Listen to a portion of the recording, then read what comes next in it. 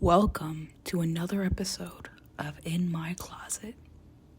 I was trying to do the coarse husband voice. Okay. All right, what are we talking about today? I have a list right here. We are going to be talking about 2017 Tumblr. Lightning crackle. Boom. Okay. 2017 Tumblr was a horrible experience. I can't take myself seriously trying to do the fucking creepypasta reader voice. Okay. Picture this. It's 2017. You're 10 years old or 9. Yeah, I'm 10 years old. You just turned 10 and you log on to Tumblr. Some of your posts got some notes. You're checking your dashboard. It's like the old layout, so it's all ugly as shit. They just got rid of all the stuff on Tumblr. So now you're posting your Cuphead fan art and you're messaging the fucking 18-year-olds in your inbox, and it's just like you're having the time of your life. That was my life. Okay. We are going to discuss my failed first public OC story, the Rose Palace. So the Rose Palace, it was created in 2017, I would say. We need some context, first of all, in the story. The Cup Kingdom, if you guys don't know what the Cup Kingdom is, it is an AU version of the popular game Cuphead. I think Cuphead was, published in, 2015, 2016, I want to say. The Cup Kingdom, it was, I think you can probably find some comic books about it. It basically just had, the royal versions of the Cup characters and Cuphead and Mugman, if that brought any sort of PTSD. Okay, so the Rose Palace, it was a variant of the Cup Kingdom. We had our own little separate regions, I guess, and the Rose Palace was my little thing. I was 10 when I was starting this story, and technically it went pretty good. I would say for a 10-year-old, it was a good story. The main character was called, what was her fucking name? Actually, let me bring out this book.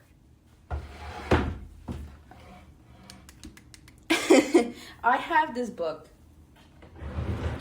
hidden away from all eyes because I am terrified this is going to be my digital footprint. So before Black Magic, I had the Rose Palace. The Rose Palace was kind of cringe, if I'm going to be honest. Any 10-year-old OC fix is a little cringe. So we're going to have some book ASMR for today. So it was mostly based off, if you guys ever watched the Ever After High, I think the seasons, what's it called? The Spring Unsprung, or wherever the ones with the 4 roses in it, right? Or Winter, what's it called? Winter Rush? Something like that, right? And I was totally obsessed with it. And I was inspired to make these 4 roses. The winter rose, the spring lily, the fall rose, the summer amaryllis. So this obviously is very kiddish. It's very childish. But it's just I created this when I was super young. And I honestly love it. Let's go down the list of all the characters. But in retrospect, I created this with my friend Ruby, I think, yeah. And I went under the alias Art at the time, based off my last name. And it was honestly not that bad. The visuals at 10 were honestly not as horrible as they could have been, if I'm gonna be honest. But it basically surrounded, I think her name was Lily Hart. She was the princess of the Rose Palace, or the Heart Kingdom as it was originally known. And she was obsessed with becoming heir to the throne type shit. She was obsessed with it. And her brother, I think, was first in line, and he was about to marry this one hidden princess or whatever, and she was like, hell nah. And so she goes undercover as Leah Swan to kind of just push her brother's fiance out the way, and both of them out the way so she could have total power over the kingdom. And in retrospect, it is absolutely insane. I used to roleplay. No, this is still is everything connects back to Amino. At the end of the day, Amino was a very popular app in 2016. Fun fact: I actually got Amino because of an ad from Emirichu when she promoted it. I think it was her middle school drawings video. Believe so. And I downloaded it because of that, which sparked a whole wave of just like crazy bullshit. But I created an amino for my original series called The Rose Palace. I thought this shit was gonna take off. I thought it was gonna have comic dub after comic dub. I thought it was gonna be the shit, the new up and coming story. I was very wrong, obviously. Flash forward like a year, I guess, and it's doing pretty good for himself. It's getting asked, it's getting, stuff in the inbox, it's getting fan art, and it's actually doing pretty good. The Cup Kingdom, however, is not. It's in the dumpster. Now, a little bit of lore, it's just like, I was an admin for the Cup Kingdom, and me and an admin, well, I guess it was mostly the admin, the other admin, that decided, hey, we're going to take everything down. And I'm like, okay, sure. And so after it was erased, the Cup Kingdom, I guess, just didn't exist after that because they just wanted to take it down. And it was kind of sad because I actually drew a lot of fan art for the Cup Kingdom. But you could still find, I think, some of my fan art on Tumblr at some points, specifically for Cuphead.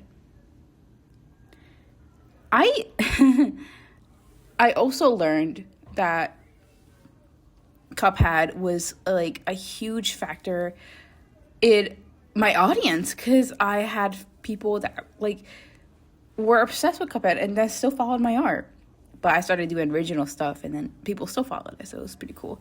I think in total I only amassed really 100 followers on Tumblr, which is a lot to a small like 10-year-old. Like that's like a bus.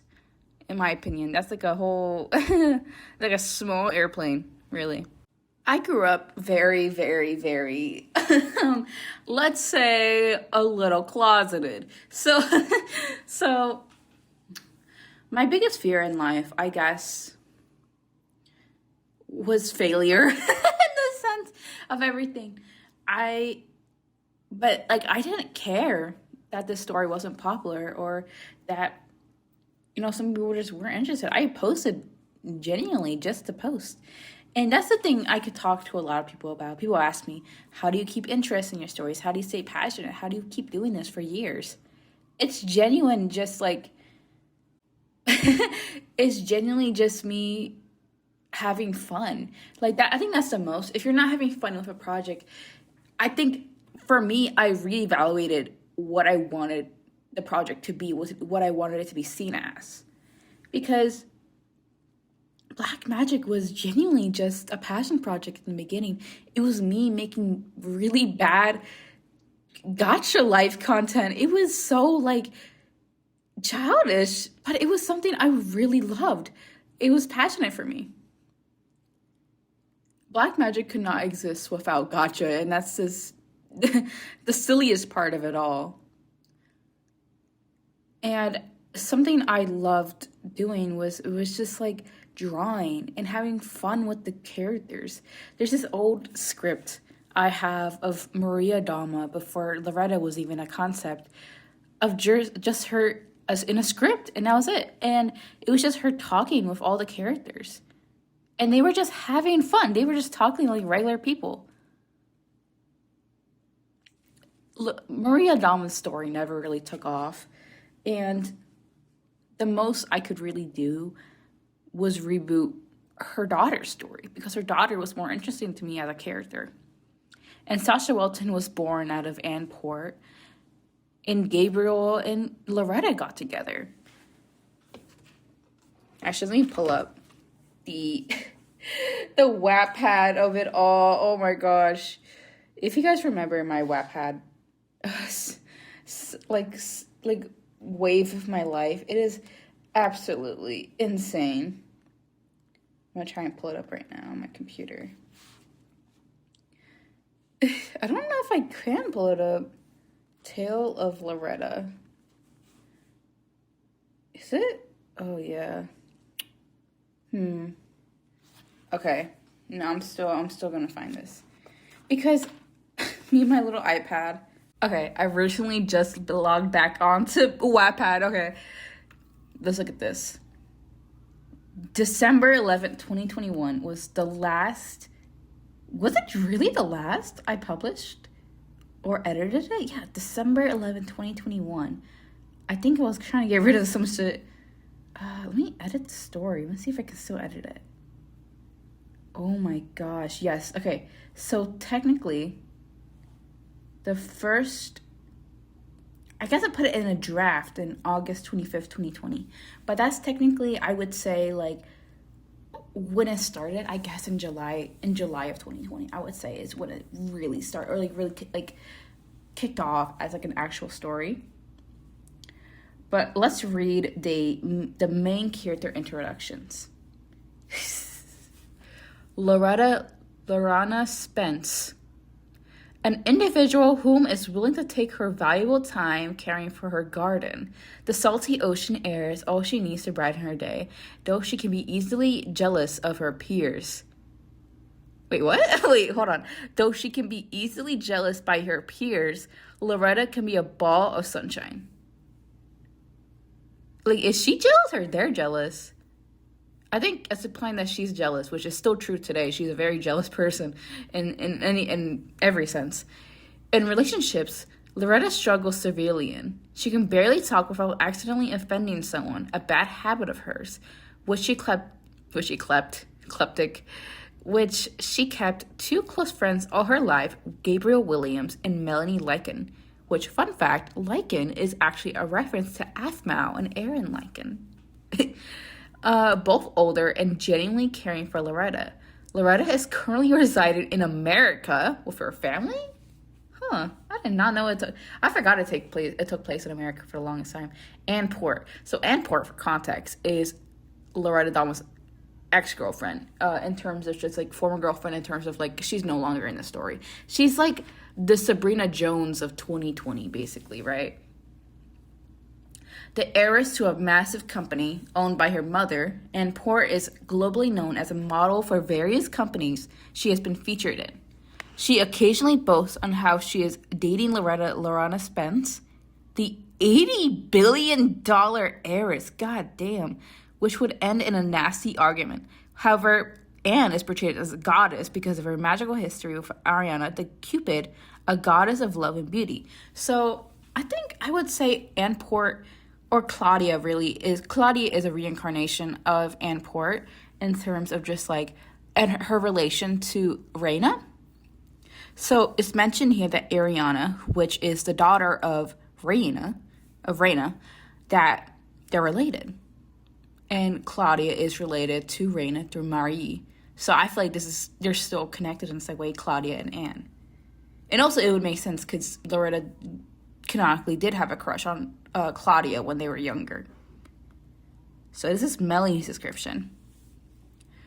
Widely known as Mother Nature's daughter, Melanie was born into a literal floral family. This is so fucking cringe.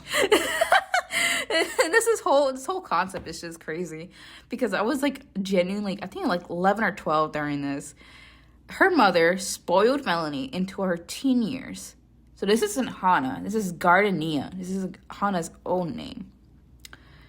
When Melanie had gotten old and imprudent, Melanie never respected the tyrant that was her mother. She hid herself in her closet or would go to mall with Loretta. Since Melanie despises the presence of her stepdad, she being embarrassed ever since Gardenia married him. Melanie spends most of her time with her friends. She likes to keep her desk and room neat, but would mess it up in hours. Melanie is not a lazy person, more as a workaholic. This is like not grammatically correct either. Taking any chance to overwork herself to get away from her mom. Loki, they had better personalities. It was just so fucking sad. Madame Williams was the prime example of motherhood to the public. A rich woman, a nice house, and a school nearby. Gabriel met Loretta while he was bawling his eyes out when he and Melanie got into a fight while younger. After Loretta convinced each other to move on, they became friends. Though Loretta does not see Gabriel in this way, he adores Loretta, treating her as a princess. So this is before they even dated. So before they even dated, they still had like some feelings for one another, like, or I guess like one-sided feelings. The major reasons why Oh, sorry, I got a notification. The major reasons why he does this is because Gabriel never actually had a friend besides Melanie, and of course they always fight. When Loretta was heartbroken after a traumatizing argument, Gabriel comforted her, and Melanie, of course. Okay, period.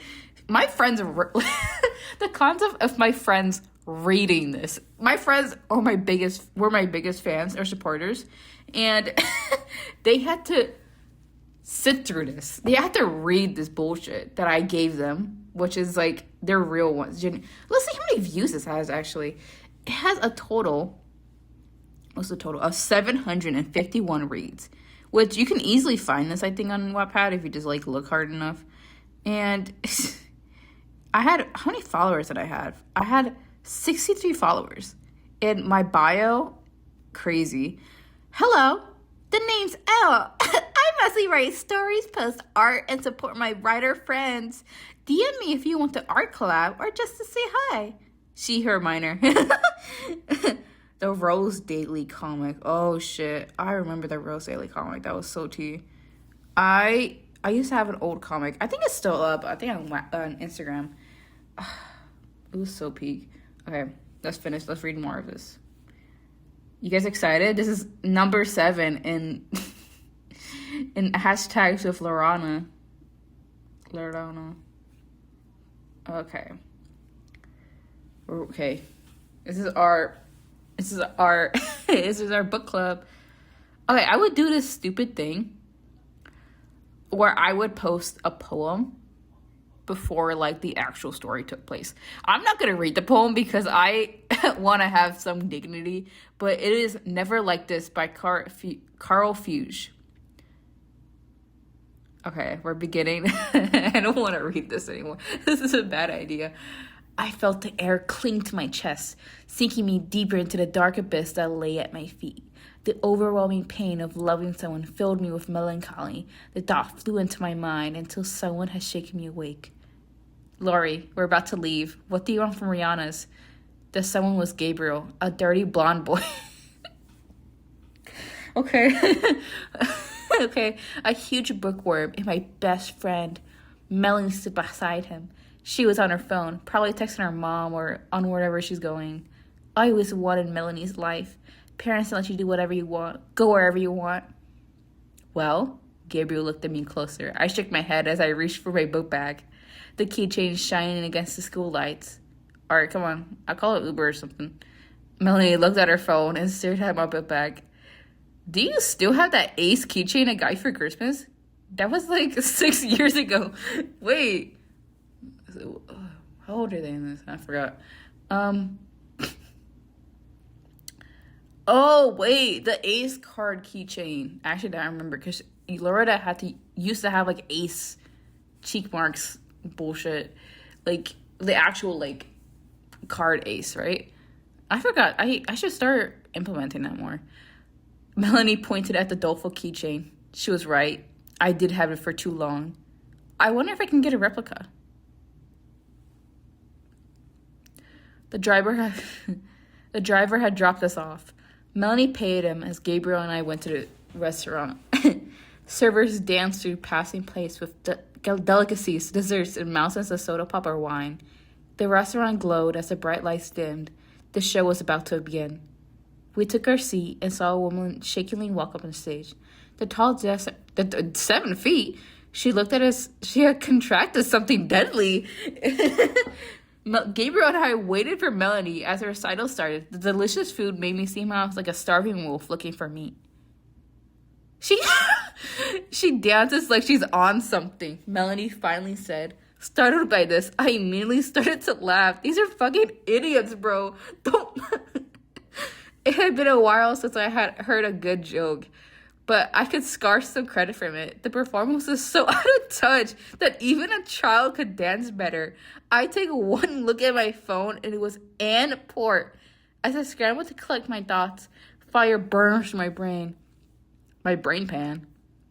As I slowly get up from my chair to run away. Cowardly move. Though, fuck, this is so poorly written. Though Melanie and Gabriel will surely get over it. I'm sure I'll pass out. Until I saw my phone ring again. I go outside the restaurant. The streetlights have already turned on. I see them through the quartz archways of the restaurant. The burning embers of the candles burn into the building. Why pick up my phone? Hello, Anne? Why are you calling me this late? I already said I'm not interested. Anne's voice started to crack. Then it became smooth and clear. I started to listen to her words. Though I could still hear her awkwardness. I love you.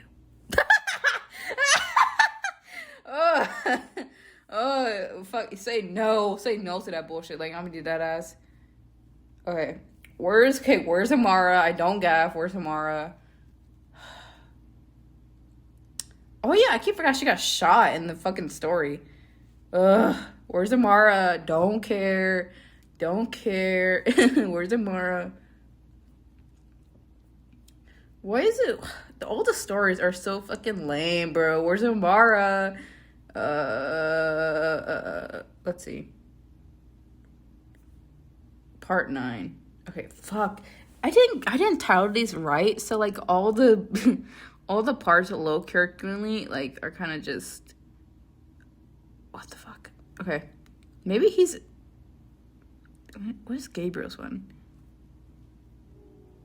I saw her, Sasha Wilson. What was she doing in America? Was she on a business? Was she on a business trip? No, she's with the parade. Wait, what is this about? Hello? Loretta tilted her head to keep sight locked on the Italian girl. Melanie came rushing up. All right, guys. Oh yeah, because these were fucking assassins. I keep forgetting they were low-key assassins. They were like literally high school assassins, which is like absolutely insane. Melanie, I don't think we should do this. I mean, they're just kids like us, you know? Loretta stood up, becoming off guard. We should call this off. She took a weapons away from Gabriel. Are you okay, Loretta? Why are you suddenly so upset about this? Looking over the parade to spy for Sasha. I have a feeling you know this person, Loretta. This is very unlike you. It's our job to do this. Melanie crossed her arms. Look, we'll give you some frozen yogurt after this to make you feel better. Melanie swiftly took the firearms away from Loretta. If you don't want to do this, me and Gabriel can do it ourselves. And we'll tell Red Rose to help. You helped, okay? Ooh. Oh, shit. Ready, set, Melanie mumbled. Loretta clenched her fists like the fucking Arthur meme. As Melanie whispered, Loretta couldn't handle no more. She ran past Gabriel and shoved Melanie off the roof edge. Oh, wait. Melanie fell on her back as the rifle went off, hitting Loretta's side. Gabriel ran to her. Loretta, are you okay? Gabriel picked her up. Melanie put her hands over her mouth. Oh my God, Loretta, I'm so sorry. I didn't mean it. Melanie tried to feel her heart. We need to take her to the emergency room. Oh, Gabriel, so sorry, Melanie. And Gabriel both ran into the receptionist. Are you guys okay? No, we're fine, thank you. I knew we should have gotten this job. That's actually kind of funny. That's actually kind of funny. Where's Amara, bro? Where the fuck Amara is at? I think Amara was like in the last few chapters, if I remember correctly. It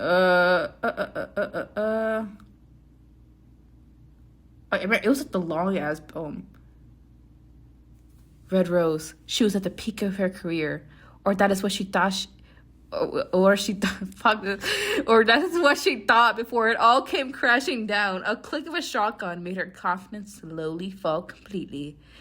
Red Rose POV. Scattered papers, broken wine glass, and smashed Sorry, this is really funny. As I sit there, I look around my surroundings, lighting a cigarette in place. It was a mess. What more could I do anymore? Shut up, bro. It's her fault. Cherry picked a folder on Melanie Lycan. Daughter of McCartney and Lycan my ass.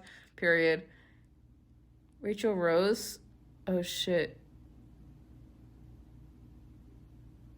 Oh, this is when she meets Sasha? Oh shit, look. Okay. Guys, look. What did you want to talk about again? The tone in her sly voice beckoned the furious Sasha. Who is your best assassin? I already had Amara Wilson try and take down Melanie Lycan and Gabriel Williams. But she's my best shot.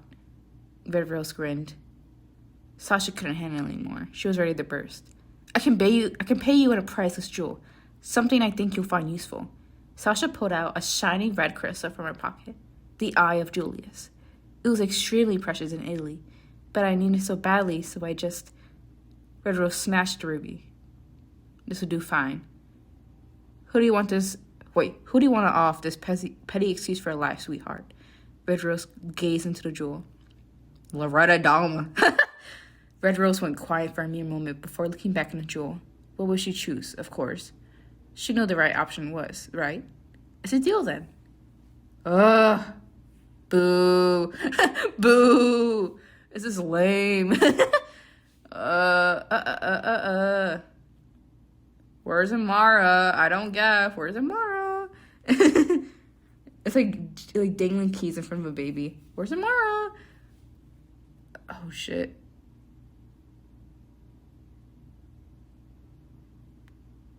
Oh wait. Oh wait,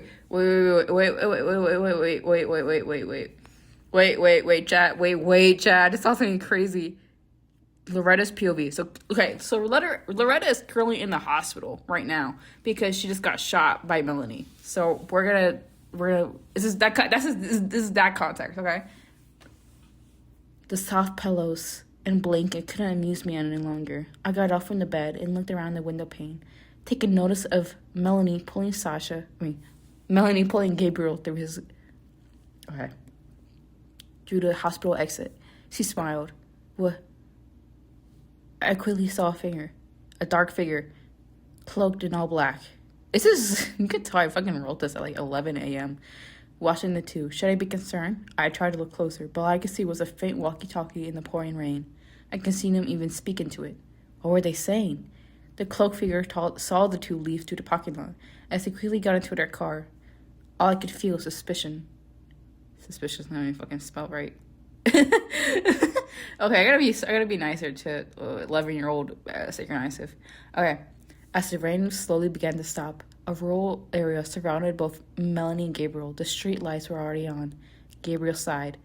What were we specifically looking for again? Gabriel asked Melanie, who was on her phone. Loretta's book said there was a museum dedicated to Marine and a statue, I believe. Melanie pulled up an image on her phone. If we can get information on Marine here, and then I suppose we can get what she wants. Gabriel felt uneasy.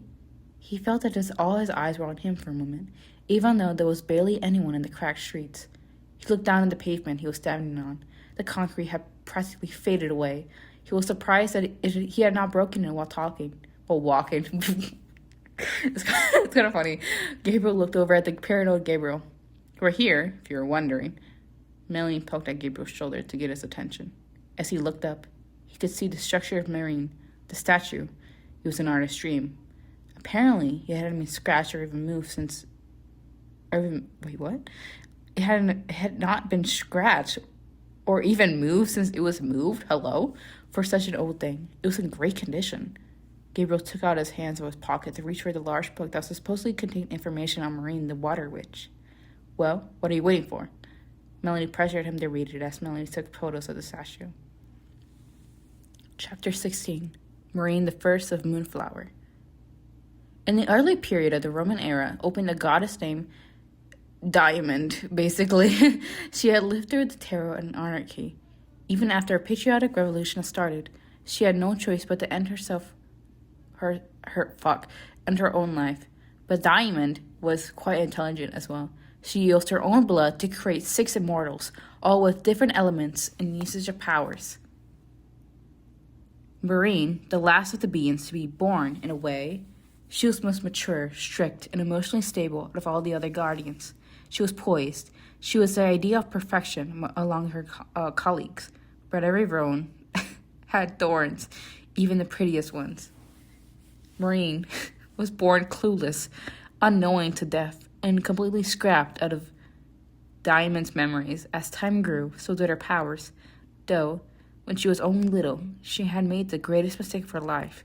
She had traveled to the mystic area of Japan, a small kingdom ruled by Mai, a woman who had stillborn some of her life, adopting the fourth guardian of the elements, Flores.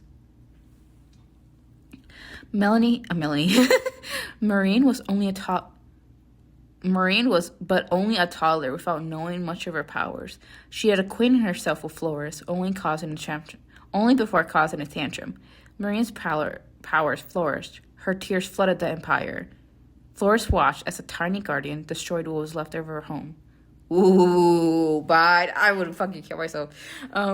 Before Flores could even make a peep, Maureen had already ran away, leaving Flores' adopted family deceased. Maureen couldn't handle herself anymore. The mass murder traumatized her so much, she went into full isolation. Is that all? Was it written by a 13-year-old or something? It was. Melanie finished her photo shoot with the statue. No, but all the pages seem to be wet, so the pages are just...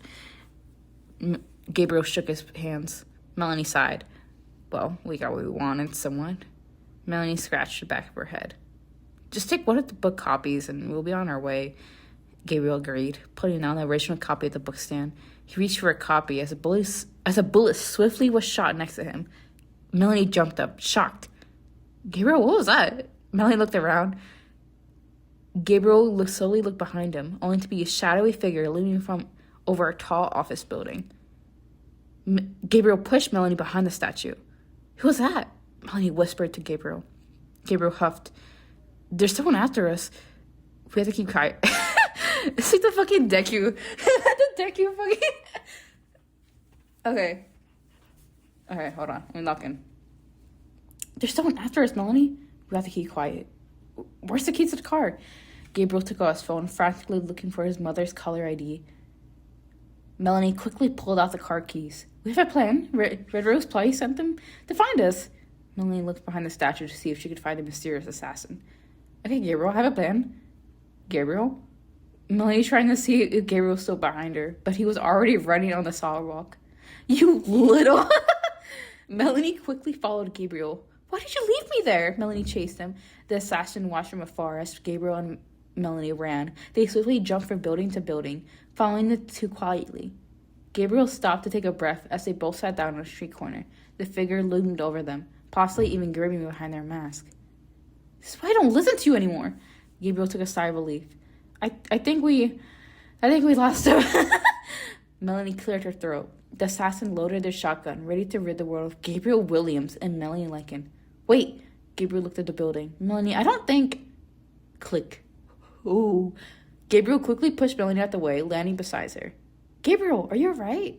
Melanie got up and felt his pulse. He was stable.